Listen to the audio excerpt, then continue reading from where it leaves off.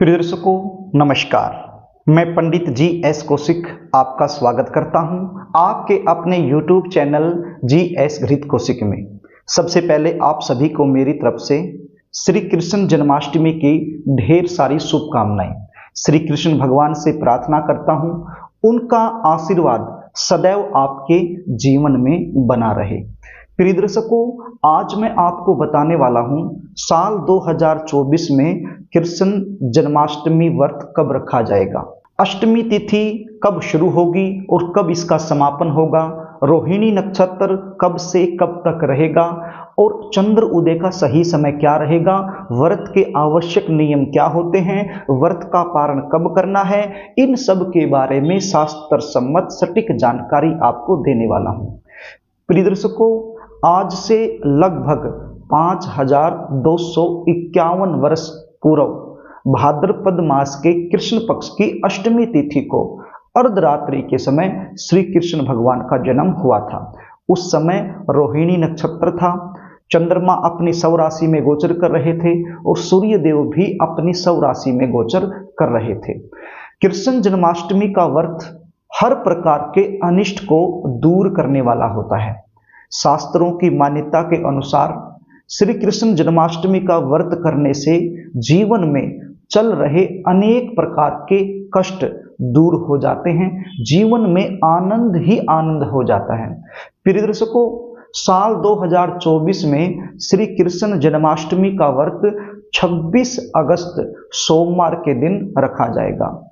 अष्टमी तिथि की शुरुआत 25 अगस्त 2024 अर्धरात्रि के बाद सुबह में 3:40 पर होगी और इसका समापन 26 अगस्त 2024 अर्धरात्रि के बाद सुबह में 2:20 पर होगा। रोहिणी नक्षत्र की शुरुआत 26 अगस्त 2024 दोपहर के बाद 3:55 पर होगी और इसका जो समापन है वो 27 अगस्त 2024 दोपहर के बाद 3:56 पर होगा।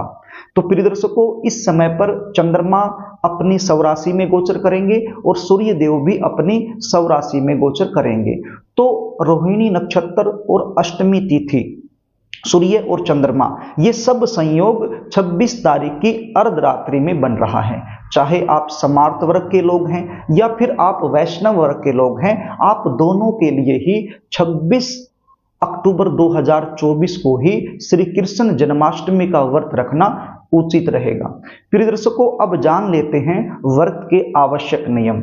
आपने सुबह जल्दी उठना है, स्नान आदि से निवृत्त होकर के साफ सुथरे धुले हुए वस्त्र आपने पहन लेने हैं। आपके घर के पूजा मंदिर में एक घी का दीपक आपने जलाना है और श्री कृष्ण भगवान के बाल स्वरूप यानी कि लड्डू गोपाल जी की आपने विधिवत तरीके से पूजा करनी है और उनको झूले में झुलाना है। आपके घर में यदि झूला है और लड्डू गोपाल हैं तो आप लड्डू गोपाल को अच्छे से नहला करके और झूले में आप उनको विराजमान कर दीजिए और दिन भर आपने श्री कृष्ण भगवान के भजनों का या फिर मंत्रों का गुणगान करते रहना है।